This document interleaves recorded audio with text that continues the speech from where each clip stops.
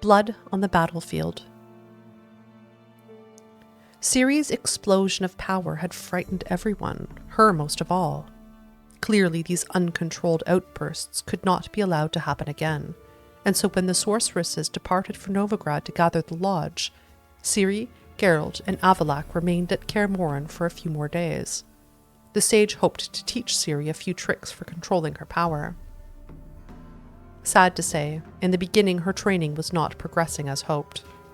Ciri had trouble focusing, rage and resignation would overwhelm her in turns.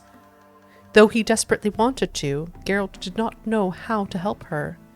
The only idea that came to mind was to offer her some honest conversation over a few hearty glasses of something strong. The next morning, Ciri woke Geralt before dawn. She was wide awake, a look of intense excitement on her face and urgency in her voice. What had brought her to this state? The prospect of revenge. She knew Imlerith would soon be attending a witch's sabbath on Bald Mountain. That would be their chance. Yet Geralt felt they needed to take care of other matters first. He had promised the Emperor he would bring Ciri to see him, and intended to keep his word.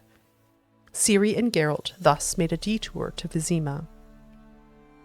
We had all long known Emhyr was an ingeniously ice-blooded negotiator, but this time his cold cunning plumbed new depths.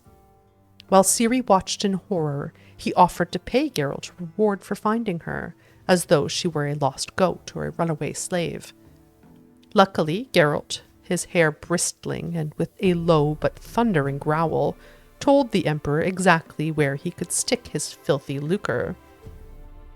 Leaving the safety of protective walls behind them, Geralt and Ciri ventured to Bald Mountain to exact their revenge on Imlerith.